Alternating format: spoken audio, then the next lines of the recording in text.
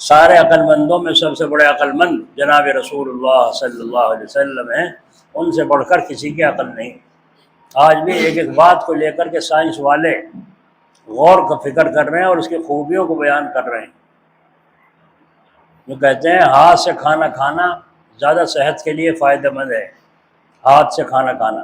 اور پہلے سائنس والے آئے تھے، وہ کیا کہتے ہیں؟ چاقو سے کاٹو، کانٹے سے اٹھاؤ، کھاؤ، ہاتھ لگاؤ گے تو مر جاؤ گے، بیماریاں پیدا ہو جائیں گی۔ لیکن بعد والے سائنس والوں نے کہا جب ہاتھ منہ کے آگے لقمہ بنا کے لے جاتے ہیں تو ناخن کے نیچے سے ایک جراثیم ایسے نکلتے ہیں جو انسان کے پیٹ میں جاتے ہیں، سانس کھینچتا ہے، اور اس سے کھانا مدد ہونے میں مدد ملتی ہے، ہضم ہونے میں مدد ملتی ہے۔ تو ہم خوش ہوئے کہ اللہ تعالیٰ کا شکر ہے، ہمارے رسول صلی اللہ علیہ وسلم ہاتھ سے کھانا کھایا کرتے تھے، ہاتھ سے کھانا سنت ہے۔ مگر ہاتھ بھی پہلے دھو لیتے تھے خوب یہاں پہنچے تک، تاکہ جتنے جراثیم پہلے سے ہاتھ پہ لگے ہوئے ہیں وہ سب ختم ہو جائیں۔ تو لوگوں کی عقل حیران ہے سائنس والوں کی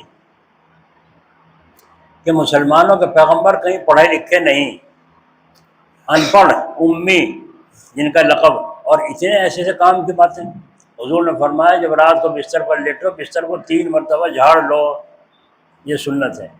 اگر پہلے سے بچھا ہوا ہے، یہ بچھا رہتا ہے، تو 3 دفعہ سر سے پیر تک کپڑا اس کے بدن پر بستر پر مار دو، جھاڑ دو، سنت ادا ہو جائے گی۔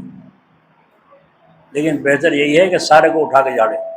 تو کیا خبر ہے دن میں کوئی بچھو گھس گیا ہو، کوئی سانپ کا بچہ گھس گیا ہو، اور تم جب کپڑوں کو جھاڑو گے تو سارا صاف ہو جائے گا؟ نہیں ہو جائے گا۔ اور اگر 3 دفعہ کپڑا ہی مارا اس کے اوپر کو تو کھڑکا ہونے سے وہ اپنی جگہ سے سرک جائے گا اور ادھر ادھر ہو جائے گا یا آنکھوں کے سامنے آ جائے گا، تمہیں مارنا آسان ہو جائے گا۔ یہ تو علماء نے خوبیاں بیان کی ہیں۔ لیکن سائنس والے یوں کہتے ہیں جب آدمی رات کو سوتا ہے اس کے جسم پہ سے جراثیم نکل نکل کر بستر پر گرتے ہیں اور مردہ ہو کر کے جھڑتے ہیں۔ جب اگلے دن پھر سوتا ہے اس کے بدن کی حرارت لگتی ہے تو پھر وہ جراثیم زندہ ہو جاتے ہیں۔ اس لیے بستر کو جھاڑنا اور صاف کر کے بچھانا ضروری ہے تاکہ وہ جراثیم جو اس بستر پر پڑے ہوئے ہیں رات کے وہ سب جھڑ جائیں، گر جائیں۔ اب آپ اندازہ لگاؤ جناب رسول اللہ صلی اللہ علیہ وسلم کی سنت۔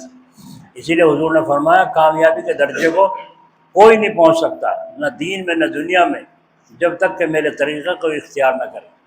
کیونکہ حضور کا طریقہ اللہ کا بتایا ہوا طریقہ ہے، اور اللہ سے بڑھ کر کوئی عالم نہیں، اللہ کے رسول سے بڑھ کر کوئی عالم نہیں اللہ کے بعد۔